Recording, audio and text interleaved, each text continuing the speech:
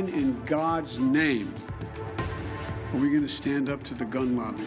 ¿Cuándo en el nombre de Dios nos plantaremos contra el lobby de las armas? ¿Cuándo haremos lo que todos sabemos que tenemos que hacer? Es la reflexión, ahí la escuchan, del presidente de Estados Unidos contra la venta libre de armas de todo tipo en su país. Pero Joe Biden no es el primero. Antes que él, presidentes de uno y otro signo reconocieron que las matanzas en su país son consecuencia de esa permisividad que solo se da allí. Ni siquiera una masacre, otra más, como la ocurrida ayer en un pueblo de Texas, parece que pueda cambiar las cosas.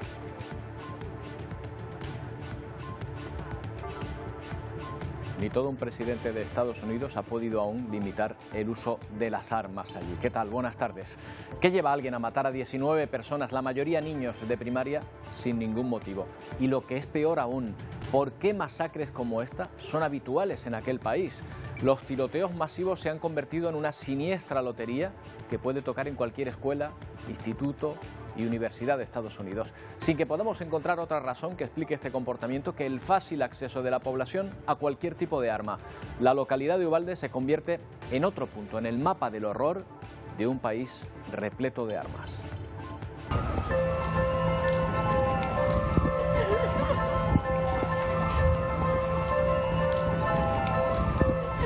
When are we gonna do something?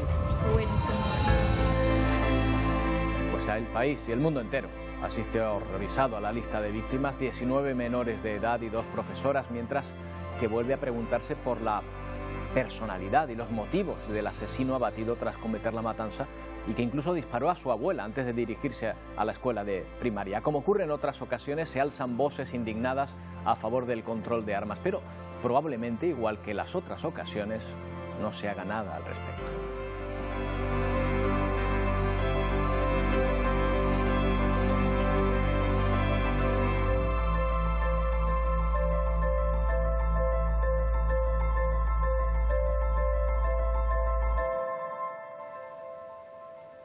Hay otros países con violencia también. Ahí está, por ejemplo, el vecino México, donde también tienen un problema de Estado con este asunto, aunque las motivaciones parecen ser otras. Un ajuste de cuentas entre bandas locales ha provocado la muerte de 11 personas. Los asesinos empezaron la masacre en un hotel y después continuaron en 2 bares, en pleno centro de la capital mexicana. Estos actos de violencia están haciendo que el miedo se extienda entre los vecinos, que lógicamente temen salir a la calle. Y con medio centenar de casos de gripe del mono en todo el país, Sanidad cree que la incidencia ha comenzado a descender y espera que el episodio vaya desapareciendo poco a poco. Hay que tener en cuenta que los episodios de incubación de la enfermedad es de 2 a 4 semanas. Las autoridades europeas, en todo caso, advierten de la posibilidad de que se convierta en una enfermedad endémica en Europa y reaparezca de vez en cuando, tal y como ocurre en África.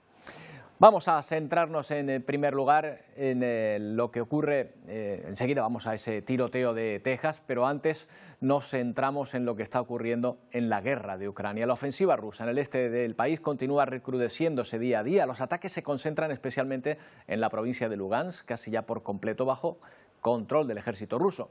Aquí permanecen todavía casi 15.000 civiles, pero los enfrentamientos no cesan, tampoco en Donetsk, la otra provincia que compone la región de Donbass.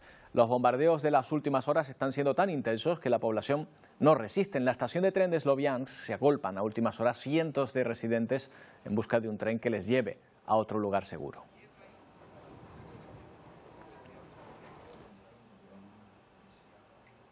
Los niños hoy son los tristes protagonistas de la jornada, también en Ucrania, porque la guerra no sabe de edades, y sino que se lo digan a estos que van a ver, que asumen la realidad que les rodea y la convierten en un juego. Disparan con sus fusiles, se protegen en las trincheras, construyen barricadas, huyen del enemigo, y todo con el único sonido de sus risas. Es el inocente juego de estos niños en Ucrania. Queremos convertirnos en soldados cuando crezcamos. Seremos hombres del ejército, asegura Valentín, que vigila junto con su amigo Andriy desde su torre de control el avance del enemigo. Un adversario que ha destruido sus colegios, hospitales y ha transformado su día a día. Entrenan durante horas para estar preparados preparados y con el objetivo de ser como su ídolo. Orgullosos dicen que Zelensky es el presidente más valiente y genial. Lo que antes era un parque infantil, ahora es su fuerte donde resisten y se protegen de los ataques que por suerte son imaginarios. La puerta de esta vivienda se ha convertido en un paso de control, donde estos pequeños militares incluso reciben el apoyo y agradecimiento de soldados con más experiencia en la guerra. Niños que han convertido en un juego la cruel historia de un país a través de unos ojos que no han perdido aún la inocencia. Mientras Rusia sigue con su ofensiva, en el panorama geoestratégico internacional se viene trabajando en 3 escenarios distintos y los 3 íntimamente relacionados con lo que ocurre en Ucrania. Primero, la mesa de negociación donde Europa discute la 6ª ronda de sanciones. Luego está la ventanilla para entrar a la Unión Europea, a la que Ucrania quiere meter prisa para lograr su adhesión. Y por último, el club de la OTAN, donde Suecia y Finlandia siguen sin poder entrar por el veto del presidente turco. Para desatascar ese veto, la delegación de Suecia y Finlandia llegaba hoy mismo a Turquía. El presidente turco, Tayyip Erdogan, sigue oponiéndose a un proceso que ambos países esperaban que fuera rápido para reforzar su seguridad por la invasión rusa en Ucrania. También tiene prisa por entrar, pero en la Unión Europea, el presidente ucraniano Volodymyr Zelensky, que insiste en el inicio inmediato del proceso, confía en conseguir el estatus de candidato a la Unión Europea en junio, pero los líderes alemanes y franceses han expresado su escepticismo ante una rápida adhesión. Y por último, la Unión Europea, respecto a las sanciones, el 6º paquete de sanciones que espera aprobar contra Rusia. Para ello se vienen manteniendo negociaciones que han topado con las reservas de países como Hungría, Eslovaquia o la República Checa por su dependencia del petróleo ruso. Pero Alemania mete presión. El canciller Scholz asegura que ponerse del lado de Rusia y votar en contra de las sanciones es inaceptable. Precisamente el presidente de Hungría es protagonista por acumular más poder, saltándose algunos controles parlamentarios por ley. Ha declarado el estado de emergencia por la guerra de Ucrania, con la que comparte frontera, y a partir de ahora el gobierno húngaro puede emitir decretos sin consultar al Parlamento del país. Asegura que es una forma de garantizar la seguridad, aunque este incremento de poder es algo adicional, ya que tiene la mayoría absoluta en la Cámara. Este miércoles se espera que se concrete cuáles van a ser esas medidas, esas primeras medidas a tomar. La energía ha centrado hoy el debate en el foro de Davos. La presidenta del Banco Central Europeo, Christine Lagarde, ha instado a la Unión Europea a hacer compras centralizadas. Dice que es un mecanismo para contribuir a frenar la inflación y preservar el crecimiento económico. Lagarde también ha defendido el objetivo de conformar fondos de pensiones de ámbito europeo con fuerte capacidad inversora como instrumento para avanzar en la autonomía estratégica de la Unión. Bueno, más consecuencias económicas de la guerra. El Programa Mundial de Alimentos advierte de que si se alarga mucho en el tiempo podría provocar una crisis alimentaria global. A esto se suma la sequía extrema por la que atraviesa uno de los principales exportadores de cereales del mundo, la India. Los principales exportadores de este grano en el mundo son China, Estados Unidos e India. En el 4º puesto se encuentra Rusia y en el 9º Ucrania. El bloqueo de estos dos últimos está provocando la escasez y aumento del precio del cereal a nivel mundial. A pesar de ello, el Programa Mundial de Alimentos espera que este año aumenten las exportaciones un 0,9% respecto a 2021, es decir, en más de 25 millones de toneladas. En 2021 se exportaron más de 25.780 millones de toneladas. Mientras el poco grano que se pudo recolectar en esta región de Ucrania se sigue acumulando. Todo ello a pesar de que los agricultores aseguran que no han podido cultivar durante la época de siembra. Los bombardeos han reducido los campos de cultivo un 30%. El director del Programa Mundial de Alimentos advierte que el cierre de los puertos ucranianos es una declaración de guerra a la seguridad alimentaria mundial, un organismo que compra a Ucrania el 50% de los cereales con los que alimenta a más de 125 millones de personas en todo el mundo. La presidenta de la Comisión Europea acusa a Rusia de incentivar el desabastecimiento de ciertos productos como arma de presión global. Estas imágenes de satélite han captado cómo barcos rusos cargan cereal en Crimea. Von der Leyen ha pedido a la comunidad internacional cooperación global para paliar la falta de suministro. Entre todo ello, el objetivo es evitar que siga aumentando el número de personas hambrientas en el mundo. En los últimos 5 años han pasado de 80 a más de 276 millones de personas a nivel mundial. ¿Cuál es el panorama económico que nos espera en nuestro país? Cuando aún no habíamos salido de las consecuencias de la pandemia, la guerra de Ucrania vuelve a lastrar la recuperación económica. Las previsiones de crecimiento se han recortado notablemente en un año y Europa advierte de que se acabó la barra libre de compra de deuda. Esto quiere decir que no va a resultar tan fácil financiar el gasto público como hasta ahora. Bueno, vamos a buscar algunas de las claves con un experto, Joaquín Latorre, socio responsable jurídico y fiscal de PricewaterhouseCoopers en España, y se encuentra aquí en Canarias en estos días. ¿Qué tal? Buenas tardes. Hola, buenas tardes. Bueno, Canarias me imagino que también será un punto importante, ¿no?, para la actividad de su empresa. Sin duda, sí, es un punto muy importante y aquí estamos visitando nuestras oficinas. Dibújenos el panorama. ¿Nos enfrentamos a otra crisis de crédito al estilo de la de 2008? Bueno, yo creo que no nos enfrentamos a una crisis como la que vimos en el 2008, pero es cierto que tenemos que asumir que este espejismo que hemos vivido en el último año se va a tender a endurecer. Las condiciones de crédito ya no van a ser las mismas y yo no hablaría de crisis, pero sí de unas condiciones severamente más duras de lo que hemos venido acostumbrándonos en los últimos tiempos, con un dinero barato y fácil. Eso yo creo que es algo que tenemos que asumir que se va a acabar. Da la sensación de que ha hecho más daño la guerra de Ucrania que la pandemia. No sé si es cierto o es que como está pegado una cosa a la otra ahora nos parece así. Yo creo, desde el punto de vista económico, yo creo que no son comparables.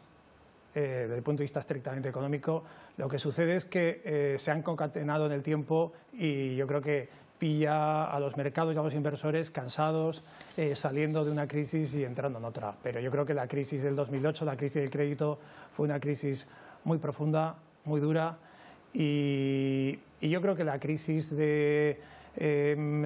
actual derivada del conflicto, es diferente y no se puede comparar. ¿De qué se sale antes? ¿De una crisis de crédito como la de hace 12 años o de una crisis de inflación en la que parece que estamos entrando ahora?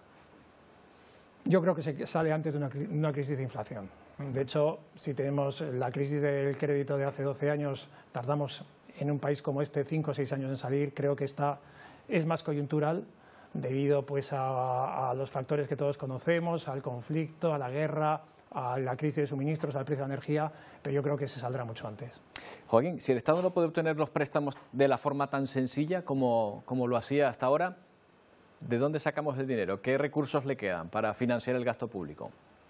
Pues en primer lugar, evidentemente el Estado tendrá que tendrá que pagar más por el crédito que pide y eso indudablemente incrementa el gasto. Igual que se incrementan los gastos de asistencia social y frente a eso indudablemente pues la apelación a la subida fiscal es evidente. Lo que pasa es que creo que no se puede hacer una subida fiscal que lastre la recuperación económica y entonces el equilibrio justo estará entre ese equilibrio entre los ingresos y un gasto responsable y sostenible. Bueno, y a los ciudadanos de pie, ¿qué opciones nos quedan? A lo mejor para tratar de evitar un poco ese ajuste duro, a lo mejor de impuestos en un lado y en lo que se pueda afrontar respecto a los recortes públicos en otro. Pues queda una combinación entre ahorro. Creo que el ahorro, hay que considerar el ahorro en un momento como este, pero creo que este es un buen momento también para la inversión. Las crisis presentan oportunidades. Creo que los fundamentales en un país como España son buenos y hay grandes oportunidades de inversión. Creo que sería un error, incluso aunque el precio del dinero se encarezca, pensar que no es un momento para invertir. O sea, que ahorrar un poquito, pero invertir un poquito también. Sin duda, con mucha cabeza sería. Sin duda, porque España es un país de oportunidades y lo sigue siendo. ¿Los planes de pensiones siguen siendo una buena opción, los planes privados de pensiones? Lo siguen siendo, lo han sido siempre. Otra cosa es que durante un tiempo han estado y tendrían que seguir estando incentivados fiscalmente y esos incentivos fiscales se han reducido. Pero indudablemente los planes de pensiones no es más que un sistema de ahorro con un incentivo fiscal consistente en el diferimiento temporal de los impuestos que había que pagar. Se ha reducido la cuantía, pero siguen siendo un gran plan una gran planificación de inversión personal. Está en cuestión la sostenibilidad del sistema de pensiones, del público. Siempre se habla de esto, pero parece que no se llegan a tomar medidas, ¿no?, para asegurarlo de alguna manera, ¿no? Es una reforma pendiente, que además nos está pidiendo también la Unión Europea. El sistema público de pensiones es un pilar de nuestro sistema de bienestar, no va a quebrar, pero hay que reformularlo sobre la base de un sistema de contribución. Y esto es algo pendiente que tendremos que abordar y que España tiene que abordar como país, indudablemente. Joaquín, no sé si, como se dedica usted a esto, si piensa que tenemos una cultura financiera suficiente en España, prefiero a pie de calle. Sabemos lo que es una hipoteca, lo que cuesta un préstamo realmente al final después de pagarlo, lo que es un aval. Mi experiencia es que hemos mejorado muchísimo. Mi experiencia es que las nuevas generaciones, bueno, todas, no solo las nuevas generaciones, pero hemos mejorado mucho precisamente porque en los últimos 10, 15 años hemos tenido que aprender, el común de los mortales, hemos tenido que aprender muchos conceptos financieros. Y creo que es muy bueno porque demuestra la madurez de la sociedad. Pero creo que además, creo que las entidades financieras han hecho un esfuerzo de explicarse, tendrán que seguir explicándose, pero creo que esa cultura financiera es absolutamente necesaria en un país moderno y que habrá que empezar desde las escuelas con ella. En 2012 ayudó bastante a ponernos al día, a fuerza ahorcan, dicen, ¿no? Joaquín Latorre, muchas gracias por habernos acompañado. Buenas tardes. Buenas tardes. Bueno, ayer vimos las fotos de Boris Johnson en una de las fiestas durante la pandemia y hoy hace apenas unas horas se ha conocido el informe sobre esa polémica, ya lo llaman el Partygate. Atribuye la responsabilidad de la ruptura de las normas COVID al propio primer ministro y a otros líderes que tomaban las decisiones. El informe, que no se conoce todavía completo, ha tardado 2 meses en redactarse, pero indica que en al menos una de esas fiestas hubo excesivo alcohol, hubo una pelea e incluso se tuvo que atender a una persona en una típica fiesta de este tipo. En Londres, hasta el momento, Johnson solo ha sido multado una vez con una multa de 118 euros por asistir a su cumpleaños en junio de 2020. El informe se refiere a otras fiestas que se celebraron cuando las normas no lo permitían y a los que la oposición también, miembros de su propio partido, por lo que eso le piden que dimita. Bueno, pero ya nos centramos en la actualidad que nos lleva hasta Texas, el estado donde se ha dado el último de los tiroteos en Estados Unidos, en una escuela otra vez, 19 menores asesinados, 2 profesores muertos. Nos da los últimos detalles Celia Mendoza. La comunidad de Uvalde amanece de luto, esto mientras las autoridades mantienen el perímetro alrededor de esta escuela primaria conocida como Robert, donde pasado el mediodía de ayer, un atacante de 18 años, quien según las autoridades acudía a la escuela secundaria, entró armado con armas de alto poder y abrió fuego, matando a 19 niños y 2 adultos. Las autoridades siguen aquí investigando qué fue lo que motivó a este joven a llegar y abrir fuego en cada uno de los salones de clases de grados de segundo, tercero y cuarto, niños de entre los 6 a 10 años. Las autoridades aseguran que antes de llegar a este lugar habría disparado en contra de su propia abuela, quien se encuentra en estado crítico en el hospital. Habría chocado su carro antes de entrar a esta escuela. Agentes de la patrulla fronteriza, que tienen gran presencia en esta zona, acudieron, por lo menos 20 de ellos, y le habrían dado de baja. Los detalles de este incidente todavía no son claros, esto mientras las autoridades avanzan para determinar cuál fue el motivo. La policía, así como las autoridades locales, han indicado que el centro cívico se ha convertido en el lugar de reencuentro en las horas iniciales y ahora los familiares de los pequeños han tenido que entregar muestras de ADN para que se puedan identificar sus hijos, esto después de que las autoridades también confirmaran que las heridas fueron extremadamente dañinas para la identidad de cada uno de estos pequeños. Estas armas son armas de guerra, indicaron los líderes locales, y no deberían tener acceso personas como este joven que lo obtuvo de manera legal. Y ese es un debate que inicia ahora. Sin embargo, aquí se mantiene la comunidad apoyando a estas víctimas y se espera que en las próximas horas se empiecen a revelar los nombres de estos los niños y los 2 adultos que fueron asesinados. Informó Celia Mendoza de La Voz de América desde Uvalde, Texas, para Televisión Canaria. Es la mayor masacre que sufre Estados Unidos en los últimos 10 años. 19 niños y 2 profesoras tiroteados por un joven que acababa de comprar, como han oído, 2 rifles de asalto. Junto al horror por lo ocurrido, muchos americanos y el mundo entero se pregunta cuándo se va a limitar el uso de armas en aquel país. Después de 10 años del tiroteo de 20 menores en una escuela en Connecticut, Estados Unidos vive otra auténtica masacre. Este martes, tras discutir y disparar a su abuela, un joven de 18 años entraba en este colegio de Texas. Con 2 armas acababa con la vida de al menos 19 niños y 2 profesores.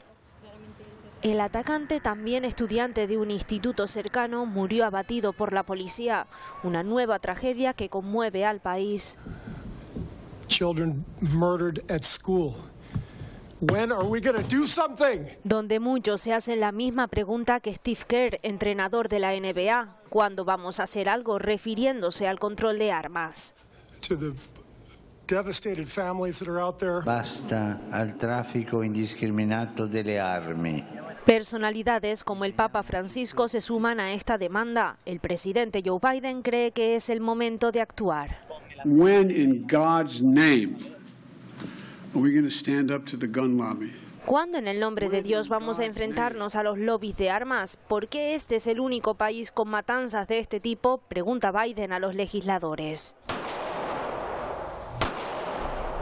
Y es que para adquirir un arma en Estados Unidos basta con cumplir los 18 y no tener antecedentes o enfermedades mentales. Eso sí, la compraventa entre particulares no tiene condiciones y es la fórmula con la que se consiguen la mayor parte de ellas. Estados Unidos es el país con más armas por habitante. Son 120 por cada 100.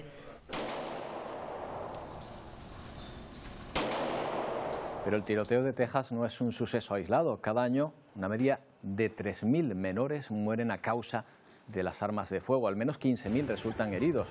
Algunos especialmente cruentos quedan para siempre en la memoria colectiva.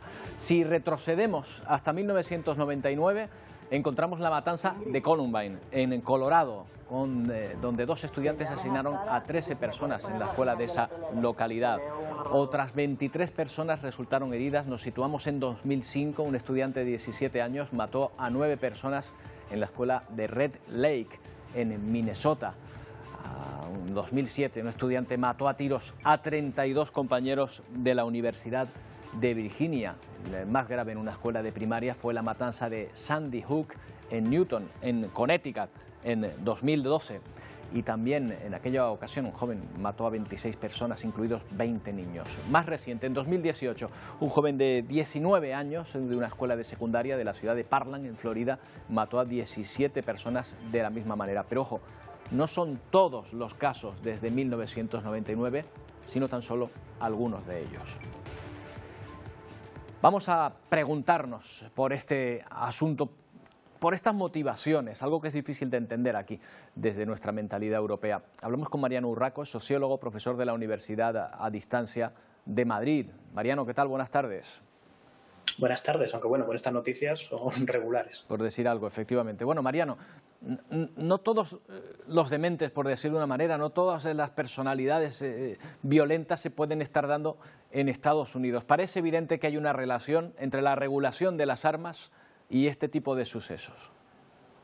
Sí, es evidente que no todas las personas que tienen algún tipo de desequilibrio pueden estar concentradas en un único país. Lo que pasa es que, como bien dices, cuando se produce una conjunción de factores, por una parte el acceso a las armas, la posibilidad de tener a mano ese armamento, y por otra parte que el propio sistema de sanidad estadounidense pues hace que se pierdan algunos casos como este, ¿no? Es decir, personas que en otros países estarían seguramente mucho más vigiladas y mucho más controladas, en Estados Unidos, por su propia configuración, pues quedan un poco a su propia voluntad. Y fuera del radar, entonces, claro, ¿no? Si se junta eso con el acceso a las armas, pues tenemos un cóctel explosivo que acaba generando este tipo de situaciones tremendamente violentas.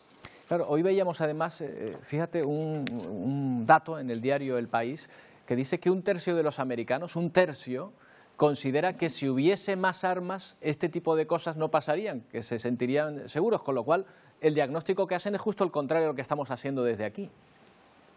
Exactamente, es decir, seguro que ahora, después de este hecho tan cruento, pues aparece gente que dice que si hubiera habido guardias de seguridad armados en el colegio hubieran podido neutralizar antes al atacante y hubiera habido menos víctimas. Pero bueno, al final es un debate recurrente y que parece que los Estados Unidos están en ello y no acaban de salir, no acaban de avanzar, porque siempre está muy arraigada esa idea de que las armas dan seguridad, ¿no? Y al final pues tenemos ese problema porque una vez tras otra vemos hasta qué punto pues se producen este tipo de hechos. ¿Está detrás el miedo de este pensamiento, la angustia por pensar que se puede ser víctima de un delito violento? ¿Es el arma como la solución a la que se puede aferrar muchas personas pensando que con un arma eso no les puede ocurrir a ellos? Y también está muy arraigado en la propia manera de ser del pueblo americano, es decir, en su cultura, ¿no? De alguna forma, desde el origen del país, pues han tenido una relación especial con las armas, distinta a la que tenemos en Europa, por ejemplo. Para nosotros es una aberración este tipo de situaciones, pero para ellos es algo muy normal y está muy arraigado. De alguna forma, este tipo de situaciones que se viven periódicamente, por desgracia, es casi como un peaje que hay que pagar por seguir siendo como son, ¿no? Entonces, imagínate, a partir de aquí, pues este tipo de situaciones se repiten, pero es como que, bueno, es lo que tenemos que aceptar para no perder esa libertad de portar armas, que para ellos, evidentemente, es una libertad y es algo positivo. A partir de ahí, pues todo lo demás viene casi solo. Claro, Mariano, se entiende que, bueno, que históricamente ese país se fuese tolerante con las armas porque era un país a medio construir, las autoridades, las instituciones no llegaban a muchas partes, pero claro, eso ha cambiado ya mucho, ¿no? En los últimos 200 años. Ha cambiado, lo que pasa es que cuando una cultura se desarrolla de una determinada manera es muy difícil cambiar determinados rasgos que son propios, ¿no? Y que ellos consideran naturales. Es decir, claro, hay tradiciones que tienen 200, 500 años y sin embargo las mantenemos. En este caso concreto, aunque evidentemente nada tiene que ver, pues lo que podemos ver en las películas del oeste, ¿no? Por ejemplo, con lo que vemos a día de hoy, sin embargo se está muy metido en su forma de ser. Entonces, aunque evidentemente el mundo ha cambiado, para ellos es casi como un rasgo distintivo, ¿no? De lo que son y de lo que quieren ser. Para ellos me refiero a nivel de cultura general. Evidentemente hay un debate porque hay muchos estadounidenses, como habéis visto en el propio vídeo anterior, que me están diciendo que hasta cuándo vamos a aguantar con este rasgo, claro, ¿no? Que por qué no lo desterramos ya y avanzamos al siglo XXI. Claro, entre otros el propio presidente de los Estados Unidos que no ha podido cambiar esta deriva. Lo cual me lleva a plantearme si hay algunas sociedades más violentas que otras. Mejor dicho, ¿hay sociedades que soportan mejor la violencia que otras?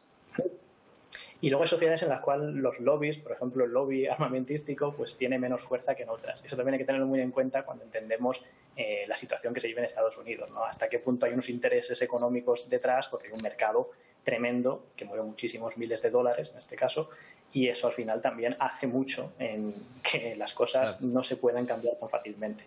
Pero sí, respondiendo a tu pregunta, hay sociedades que tienen entre su repertorio de soluciones a los problemas pues acudir a la violencia de una manera más o menos legitimada. Es decir, a un europeo no se le ocurre, simplemente si tiene un problema, coger una pistola y liarse a tiros, ¿no? Sin embargo, en Estados Unidos eso está en su cabeza, está en su repertorio y al final eso implica pues que este tipo de situaciones pasen con más frecuencia. Como no claro, a lo mejor no se nos ocurre porque no tenemos una pistola en la guantera, que si no después un accidente de tráfico podría derivar en una locura. El fácil acceso a las armas se entiende también que provoca este tipo de cuestiones. Mariano, me ha encantado hablar contigo. Muchas gracias por atendernos. Ha sido un placer. No es Estados Unidos el único país que tiene un problema con la violencia, ¿eh? En México, fíjense, un tiroteo también en las últimas horas ha dejado 11 muertos y 5 heridos en la propia capital. Las autoridades relacionan los hechos con un ajuste de cuentas entre bandas, pero el miedo se ha instalado entre los vecinos que incluso temen salir a la calle. En plena noche, armados con pistolas y provistos de cócteles Molotov, un grupo de 15 encapuchados irrumpían el Hotel Gala en la ciudad de Celaya, en pleno centro de México. Se reportan detonaciones de arma de fuego. Poco después, los asaltantes repetían la masacre en 2 bares de la zona. Según los informes de la policía, 11 personas perdieron la vida a causa de los disparos y 5 resultaron heridas. Y nos dio miedo, la verdad, sí. El miedo es de incluso salir. El motivo de los ataques sigue sin estar claro. Las versiones de varios testigos apuntan a que podría tratarse de un enfrentamiento entre bandas locales. Es un tema de fractura interna de un grupo criminal. El suceso se produce apenas unos días después del asesinato de la hispano-mexicana Cecilia Monzón. La abogada y activista feminista fue tiroteada por 2 sicarios a plena luz del día. Su familia reclama justicia. Que el asesinato de mi hermana no quede impune. El hecho refleja la creciente oleada de violencia en México, que registró 33.308 homicidios en 2021. En 2022 la cifra asciende a 9.900 víctimas. Bueno, otro escenario de violencia. Esto es Brasil. 22 personas han muerto durante un operativo policial en una zona de favelas contra una banda dedicada al narcotráfico. Según los agentes, una vez llegaron al complejo de favelas, fueron recibidos con disparos. A pesar de las explicaciones de las autoridades, el Observatorio de Derechos Humanos de Naciones Unidas pide abrir una investigación sobre lo sucedido. Aún tenemos muchas cosas que contarles, no tardamos en volver.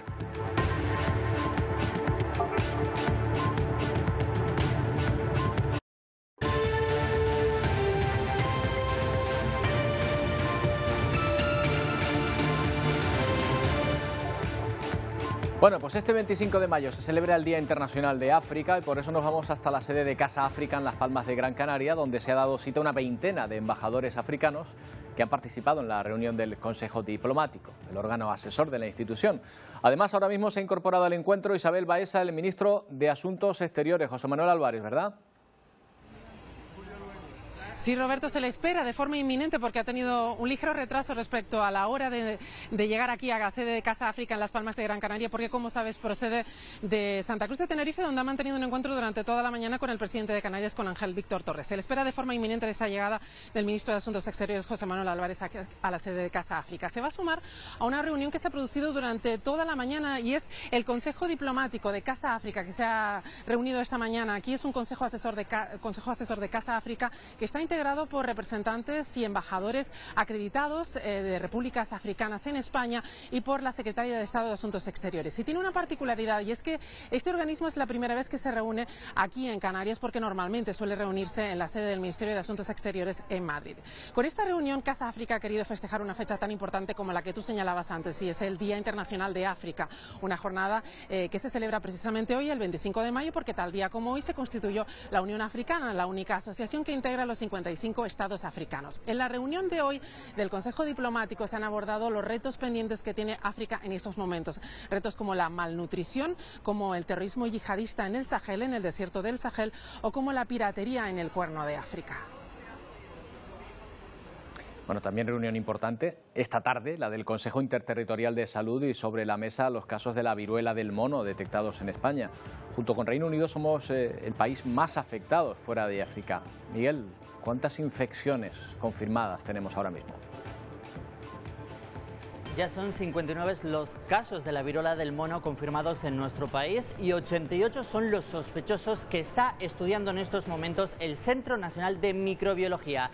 En Canarias los casos confirmados ya son 2, uno en Gran Canaria, otro en Tenerife, 3 los casos sospechosos y 4 los probables. También todos estos análisis se están enviando al Centro Nacional de Microbiología. España es el país, junto con el Reino Unido de la Unión Europea, con más casos confirmados fuera del continente africano, y según la Organización Mundial de la Salud ya son más de 180 los positivos confirmados a nivel mundial.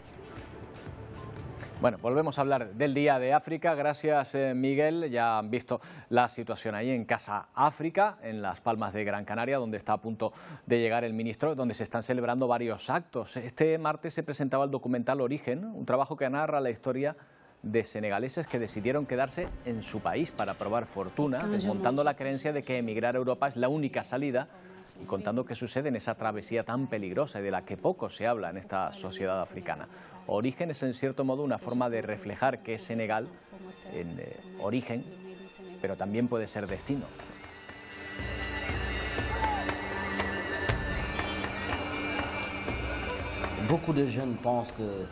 Bueno, este documental lo dirige el periodista Tomás Pastor, fruto de la colaboración entre la productora Neutral, la ONG Open Arms y la Fundación Fútbol Club Barcelona.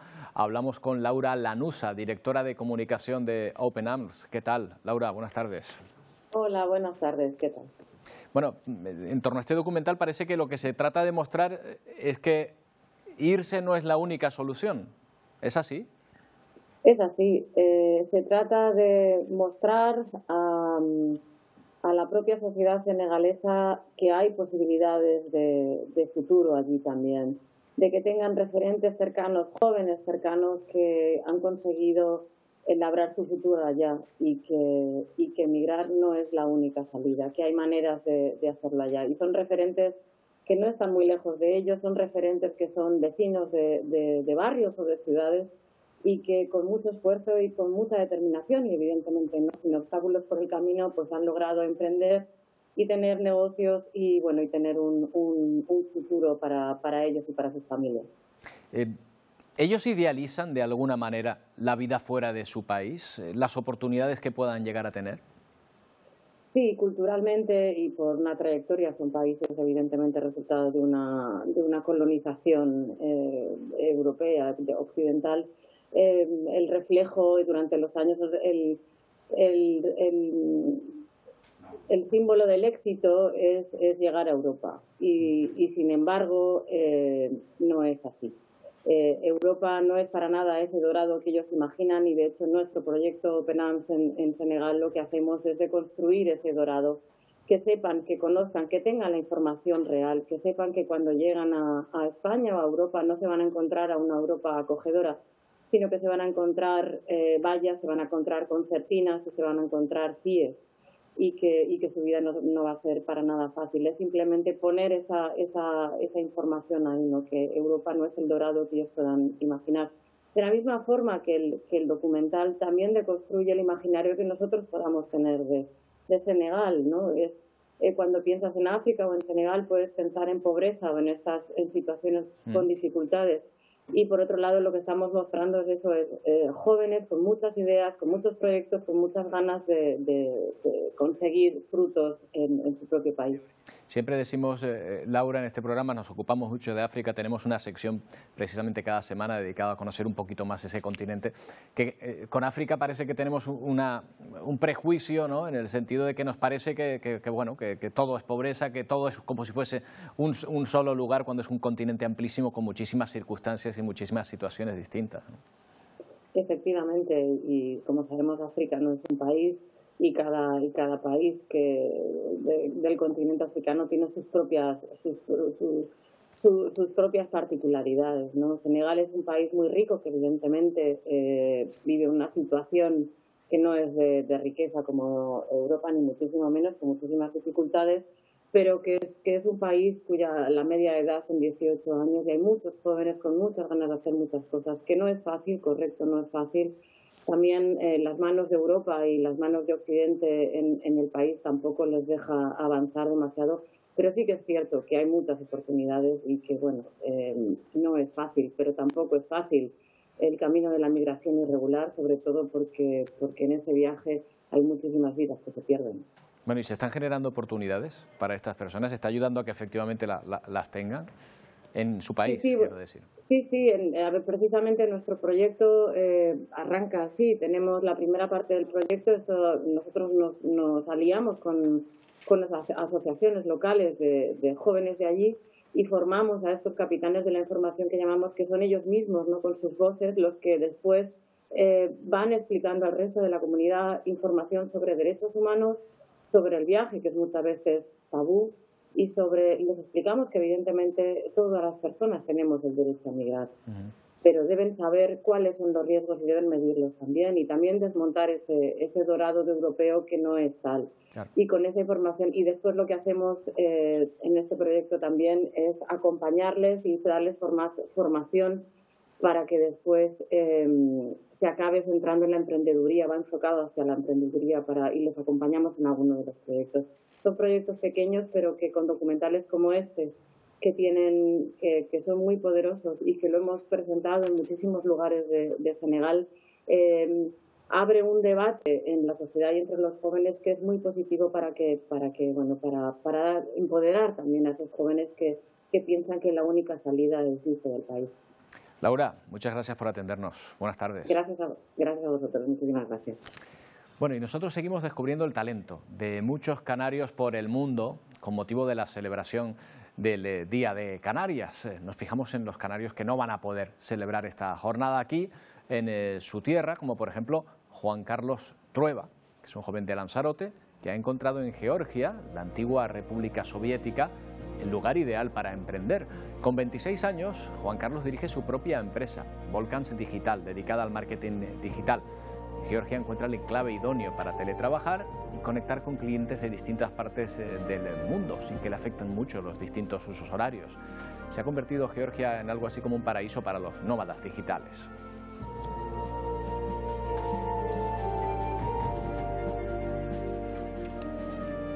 Vamos a hablar con Juan Carlos Trueba, ya que nos está atendiendo. ¿Qué tal, Juan Carlos? Buenas tardes. Hola, buenas tardes, Roberto. ¿Qué tal? Bueno, muchas gracias por permitirme estar aquí en Plaza. No, a ti por atendernos. Ahora entendemos un poco con eso de los horarios por qué Georgia, porque no es a priori el primer lugar el que nos viene a la mente para salir fuera de las islas, ¿verdad? Total, total. De hecho, muchas personas les cuesta hasta situarlos en el mapa, pero bueno, para mí es perfecto, ya que bueno, parte de los clientes se encuentran en Europa y el resto de clientes se encuentran en la zona de Asia y Oceanía. Entonces, estar aquí en medio para mí es perfecto. Y a la hora de establecer también relaciones internacionales es mucho más sencillo. ¿Se adapta bien un canario? ¿Se adapta bien un canario a esa región? ¿Cómo son los georgianos? ¿Son gente abierta también como nosotros? Bueno, son muy abiertos. Lo que tenemos es esa barrera idiomática en donde hace que sea súper complicado comunicarse, sobre todo con los que no saben inglés. Y al final, pues, como canario, tiendo más a tirar por la comunidad internacional, ¿no? Que por suerte, hay muchísimas personas de todos los países, muchos españoles y también algunos canarios, ¿no? Entonces, hace que este país haga que me sienta, en cierta forma, como en el mío. Háblanos de tu empresa. ¿A qué te dedicas? Bueno, pues Volcan Digital a lo que se dedica es a la internacionalización de estrategias digitales, ¿vale? Especializadas en el SEO. Es decir, nuestros clientes quieren que cuando busquen sus productos o sus servicios en Internet aparezcan en los primeros resultados. De esa forma, si tienen ingresos por la vía online, como puede ser, por ejemplo, Amazon o cualquier aplicación que conozcamos, eso va a ser el simple hecho de aparecer los primeros, que sus ingresos aumenten porque van a obtener más ventas, ya que las posiciones inferiores a la primera o a la segunda apenas son clicadas y visitadas. O sea, te dedicas a posicionar a tus clientes de manera que se les encuentre rápido en la red. Exacto, en Internet, básicamente en Google, aunque también lo hacemos en otros buscadores. Claro, ¿y eso se te ocurrió a ti? O sea, ese objeto de negocio, ¿cómo surge esto? Es algo que se lleva haciendo desde prácticamente que nació Internet y nacieron los buscadores como tal, y empezó a popularizarse cuando Google destronó a Yahoo en su momento. Entonces, Google, para ordenar los resultados de búsqueda, utilizaba un algoritmo. Entonces, las personas empezaron a ver que ahí había negocio, estudiar el algoritmo, porque si te posicionabas el primero, todo eso que hicieras online iba a tener más beneficios, ya sea en tráfico, en ventas o en llamadas para tu empresa. Claro. Entonces, a partir de ahí se ha ido profesionalizando y yo a lo que me dedico es pues un poco a internacionalizarlo a empresas que están, por ejemplo, en Estados Unidos, que lo puedan hacer en el resto del mundo. Bueno, oye, Juan Carlos, te va a tocar celebrar el Día de Canarias fuera de las islas. Hombre, a lo mejor ese día alguna cosa especial, no sé si un saquito de gofio te habrás podido llevar o alguna cosita, ¿no? Para estar un poco más cerca de casa, ¿no? Sí, tenemos cargamento por aquí, como te digo, ya hay varios canarios y nos aseguramos de que estemos bien nutridos, con gofio, con buen queso. Eso está bien. Y la verdad que intentaremos pasar el día de la forma más canaria posible. Además, mi familia viene pronto, así que mejor que eso. Bueno, pues entonces va a ser estupendo. Muchas gracias por atendernos, Juan Carlos, y feliz Día de Canarias, ¿eh? Gracias a ustedes, Roberto. Feliz Día de Canarias. Un saludo, adiós.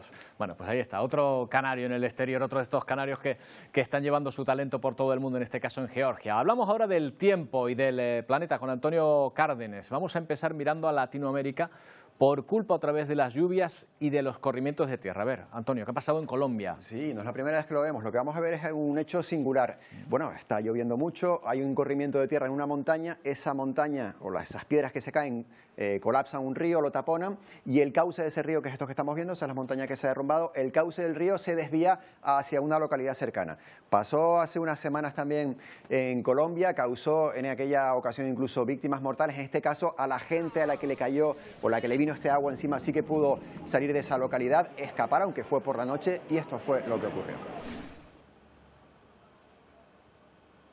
El río San Eugenio se represó, desbordó y mantiene inundado un barrio de Santa Rosa de Cabal en Risaralda.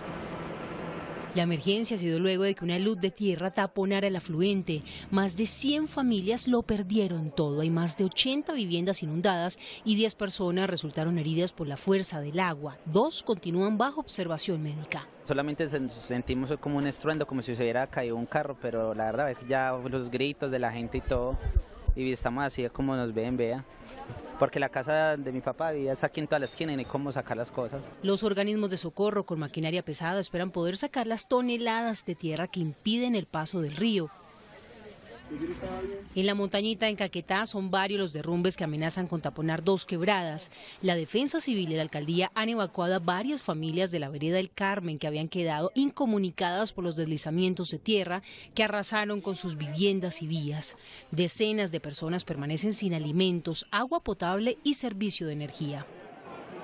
Bueno, seguimos en América porque allí tienen una temporada de huracanes. Estamos al inicio y ya se espera que sea más fuerte, más intensa de lo normal, Antonio. Sí, los fenómenos extremos que no dejan de sucederse en diferentes lugares del mundo. Hemos visto un montón de tornados este año, desde que empezó esa temporada en Estados Unidos, y ahora vienen los huracanes. Los huracanes normalmente son eso, desde finales de mayo, principios de junio hasta noviembre, y dice los servicios meteorológicos estadounidenses que prevén que vaya a ser, hay un 65% de posibilidades de que sea mayor de lo que se espera para esa época del año. Estamos hablando de huracanes, de tormentas con nombres, bueno, de grandes fenómenos que puedan afectar a esa costa este de Estados Unidos, como hemos visto en otras ocasiones, generados en el Atlántico. Así que mucha precaución con esos próximos meses en Estados Unidos. De los huracanes, Roberto, vamos a venirnos ya directamente a Canarias. Está lloviendo mucho en la península, por cierto, y sobre todo en Baleares, más de 80 litros por metro cuadrado han recogido hoy. Pero esto es la previsión que tenemos para Canarias para las próximas horas. Ayer te lo dije, va a bajar el viento. Fíjate cómo las rachas máximas, esas que estamos viendo estos días, se van desapareciendo. Ayer y antes de ayer hubo, incluso el otro día, o sea, durante el fin de semana, rachas máximas incluso de 80 kilómetros por hora en algunos puntos, sobre todo en el noroeste de Gran Canaria. Para los próximos días no esperamos eso, pero sí esperamos, por tanto, si no hay tanto viento, que se generen nubes de evolución en la parte sur, sureste y suroeste de diferentes islas. Bueno, nubes de evolución es que cuando hace mucho sol se va evaporando el agua y se quedan ahí, ¿verdad? Claro, porque por las altas temperaturas y poco viento, el viento no se las puede llevar, efectivamente. Total, que vamos a tener... caramelito para mí ya. Magnífico, o sea... Vamos a tener mañana, esto es lo que esperamos para mañana, temperaturas quizás un poco más altas, nubes todavía, las nubes del Alicio en el norte de las islas de mayor relieve, todavía alguna probabilidad de llovizna en el nordeste de la isla de La Palma, y eso sí, mañana un poquito más de sol en Fuerteventura, Lanzarote y La Graciosa, que seguro que lo agradecerán ya de cara al fin de semana. Esta es la situación para mañana en Canarias. Buena noticia es a lo mejor, temperaturas agradables, primaverales, no vamos a llegar a los 40 grados en la península, pero bueno, en 29 grados, por ejemplo, creo que fue la máxima ayer, no se está nada mal. Bueno, y también tenemos que mirar que aunque estamos en mayo, tenemos las mejores fotos de la Vía Láctea, ¿no? De 2022. Y además algunas se han tomado desde aquí, ¿verdad? Exacto, mira, tenemos 25 fotos seleccionadas. Como tú decías, esta revista lo que ha hecho ya desde el mes de mayo ya publica las 25 mejores fotos de la Vía Láctea del año. Y ya el resto del año ya dará para el año que viene. Bueno, empezamos aquí, Roberto.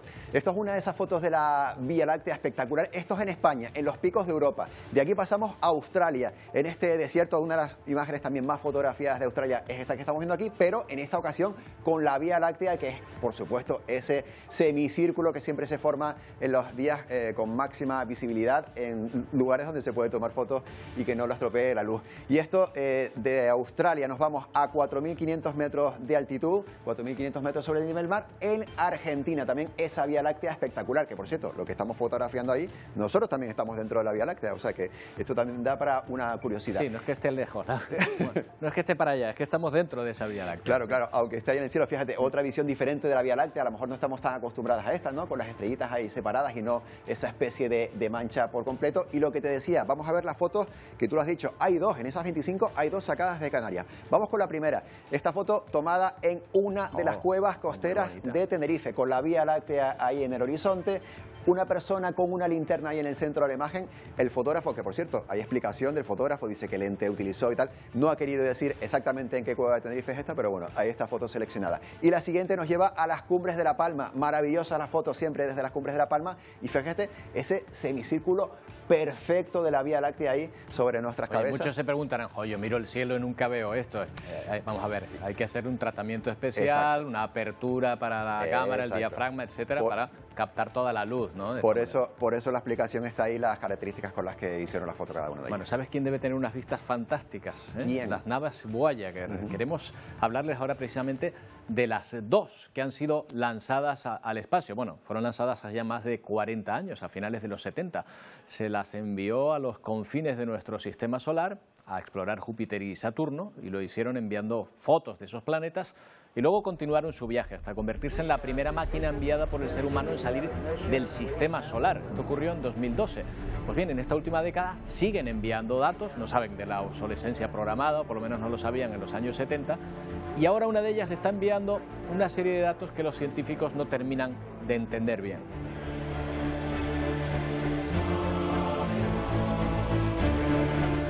¿Qué problemas pueden encontrarse? ¿A qué datos nos estamos refiriendo? Vamos a preguntarle a Cristina Ramos, es astrofísica del Instituto Astrofísico de Canarias. ¿Qué tal, Cristina? Un día más. Buenas tardes. Bueno, se han salido del sistema solar ya hace tiempo. Eso ya es bastante lejos, ¿no? Sí, la verdad es que sí. De hecho, bueno, estas naves han excedido muchísimo lo que se esperaba de ellas, ¿no? Y ya, pues, llevan casi 45 años volando en los confines del sistema solar. Y bueno, han dado mucho de sí, ¿no? De hecho, han llegado lejísimos, han pasado la heliopausa, que se llaman. Y ahora están mandando unos datos que resultan extraños, porque son contradictorios. A ver, sí, ¿por qué? Más o menos, que lo podamos entender. Es un poco extraño porque lo que pasa es que el sistema de medición de la nave piensa, o sea, manda datos de que la antena está mal orientada. La antena tiene que estar siempre apuntando a la Tierra para que podamos comunicarnos con ella, y entonces la nave le dice a la NASA que la antena está mal orientada, pero a pesar de ello todo sigue funcionando y la nave sigue recibiendo y enviando señales, y eso no puede ser. Si sigue recibiendo señales es que está bien orientada. Claro, a lo mejor lo que ocurre es que la nave de alguna manera no esperaba salir del sistema solar y no sabe que está fuera, ¿no? Seguramente lo que pasa es que el sistema de sensores pues ha dejado de funcionar bien, porque a ver cuánto duran los móviles hoy en día, ¿no? O sea, si duran 2 o 3 años ya estamos contentos, ¿no? Y estos instrumentos llevan funcionando, pues eso, casi 45 años. Entonces es normal que algunos sistemas empiecen a fallar. Lo que piensa la NASA, lo más probable es que haya algún problema en el sistema que codifica los datos para mandarlos o algo así. Entonces lo están estudiando para ver cuál es la fuente del problema, y si es necesario, si al final compromete la vida futura de la nave, pues la pondrán en safe mode, ¿no? En modo seguro, para poder hacer un reseteo de los instrumentos y demás. Bueno, de hecho, no sé si la tenemos nosotros, al final hemos podido conectar, pero hay una aplicación a través de la cual se puede seguir a la nave, a este satélite, en su viaje por el espacio, y podemos además situarla en todo momento para saber en dónde está, en dónde se encuentra, ¿no? Sí, de hecho, bueno, yo esta mañana repasando un poquito todo lo que habían visto estas naves, ¿no? Yo crecí viendo las imágenes de las Voyager, ¿no? Porque se lanzaron en el 77 y pasaron por Júpiter, Saturno, la Voyager 2 pasó por Urano y por Neptuno, y las imágenes, de las mejores imágenes que tenemos de esos planetas, son de los años, durante todos los años 80, ¿no? Hasta los 90, que fue cuando se tomó la foto de la Tierra vista ya desde fuera del sistema solar, ¿no? De Pale Blue Dot, que decía Carl Sagan. Claro, porque además creo que se enviaron las dos naves, pero en direcciones distintas, ¿no? Una a un confín del espacio y otra al otro confín, ¿no? Sí, fueron juntas y luego se separaron. Las dos pasaron por Júpiter y Saturno, y lugo la Voyager 2 siguió hasta Urano y Neptuno, que de hecho es la única nave que ha llegado tan cerca de esos planetas, y la Voyager 1 pues siguió a salir del sistema solar, ¿no? ¿Hasta cuándo podrían estar enviando datos no sé si también mandan fotografías de Ahora lo que mismo se están están cieguitas porque apagaron las cámaras después de tomar la foto de la Tierra en el 90 porque era lo que más gastaba energía, entonces ahora mismo están ciegas, pero siguen mandando otro tipo de datos. El combustible para mantener todo funcionando creo que está previsto que dure hasta 2025, pero luego incluso así yo creo que podrán seguir recogiendo datos durante mucho más tiempo, ¿no? Y seguirán pues vagando por el sistema solar ya un poco dejándose llevar, ¿no? Por la velocidad que llevan, que es mucha. Claro, ya fuera del sistema solar, ya, en todo momento. Desde luego, ya no se construyen las cosas como antes, ¿eh, Cristina? Exacto, es que ya que dura 45 años, ¿no? No dura ni una lavadora. Y cuando esas naves se enviaron, las Voyager, no había internet, no había móviles, o sea, realmente es un hito, ¿no? de la ingeniería espacial, ¿no? Un milagro, efectivamente, de la observación espacial. Qué bueno, Cristina. Muchas gracias por explicárnoslo un día más. A nosotros nos toca irnos y lo vamos a hacer con un espectáculo de la naturaleza que nos llega desde México, la tradicional migración de mariposas monarca que por millones llegan a ese país desde el norte. Este año estas imágenes vienen acompañadas de una buena noticia porque tras años de contabilizar menos ejemplares, los expertos calculan que hay un 35% más de estos insectos respecto a 2020. En cualquier caso, sigue tratándose de una especie en peligro de extinción y, desde luego, de un espectáculo maravilloso. Con estas imágenes les dejamos con Telenoticias 1. Nosotros volvemos mañana. Feliz día.